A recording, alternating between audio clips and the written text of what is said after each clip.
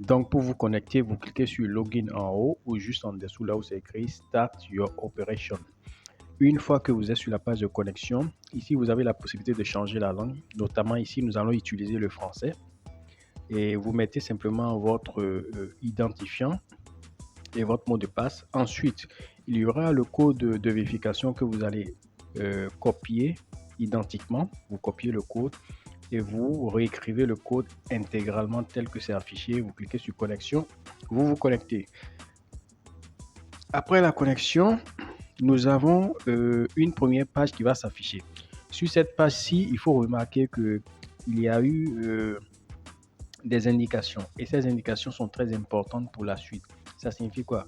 Vous devez télécharger votre pièce d'identité, vous devez mettre votre numéro de téléphone ou l'email, vous devez changer également le mot de passe de retrait et vous devez également confirmer à la fin. Donc, ces modifications sont très importantes et vous continuez. Lorsque vous continuez, une fois arrivé sur cette page, vous allez voir que c'est bien affiché que vous devez utiliser ce guide pour personnaliser votre compte. Alors, il y a 6 tâches au total et au fur et à mesure que vous allez remplir les tâches, vous allez voir que la barre va se remplir progressivement. Donc, la première chose qui nous intéresse, c'est la première ligne qui est là. Vous cliquez sur la première ligne. Ça vous fera sortir plusieurs rubriques. Notamment, vous ne touchez pas à la première rubrique. Vous allez directement sur le mot de passe de retrait. Vous cliquez sur mot de passe de retrait. Ensuite, nous allons configurer ce mot de passe de retrait d'abord. Et lorsque la page s'ouvre, cette page s'ouvre et nous allons faire quoi? Vous allez réécrire votre mot de passe ancien et vous mettez le nouveau mot de passe, vous le réécrivez et vous sauvegardez tout simplement. L'autre étape, vous irez directement sur la phase d'adresse mail. Au niveau de l'adresse mail, le numéro de téléphone, vous pouvez sauter cette étape, c'est pas grave. Vous allez sur l'adresse mail, nous allons configurer l'adresse mail pour vérifier. Nous cliquons là-dessus et vous allez écrire votre adresse mail. Par la suite, vous devez cliquer sur cette partie-là. Ça vous fera apparaître un premier code que vous recopiez et que vous confirmez d'abord. Lorsque vous finissez de confirmer ce premier code, alors je suis en train d'écrire H6MF. Je suis en train de confirmer. Je clique sur confirmer. Je clique d'abord pour confirmer. Ensuite, maintenant, qu'est-ce que je vais faire? Je vais aller maintenant dans ma boîte mail, recevoir un deuxième code. Voilà. Je vais recevoir un deuxième code. C'est là où beaucoup de personnes font des erreurs. Je vais recevoir maintenant le deuxième code. Je copie le deuxième code dans ma boîte mail. Lorsque je copie le code, je reviens maintenant sur la même page dans PEC, dans mon application. Lorsque je reviens sur la page, je colle maintenant ce code copié et je valide. Voilà, parfait. La dernière étape, il s'agira bien évidemment de faire quoi? De télécharger ma pièce d'identité.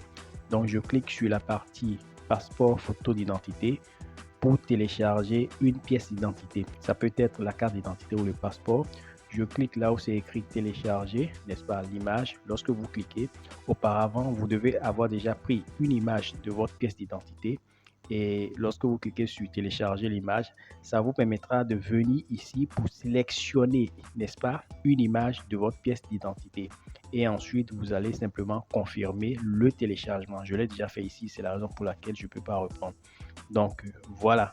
Une fois que c'est fini, on revient sur mon sac à main ou mon portefeuille pour ajouter mon adresse de retrait. Donc, nouvelle carte à ajouter. Je choisis ce qui va apparaître bien sûr chez tout le monde. Ce qui apparaît généralement, c'est USDT. Au niveau de USDT, au niveau de alias, je mets simplement mon nom. Je peux mettre Fashola ou Fashola Trust Wallet, c'est simple. Donc, je mets le nom.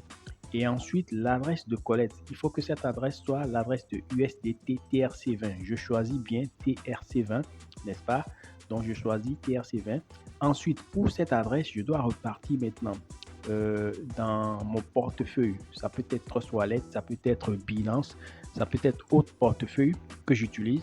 Je repasse simplement ici, c'est Trust Wallet. Je vais dans Trust Wallet et je vais copier l'adresse de mon portefeuille USDT TRC20. Je vérifie bel et bien que c'est USDT TRC20 et je clique sur copier, je copie, puis je repars, je reviens sur la dernière page dans PEC pour coller.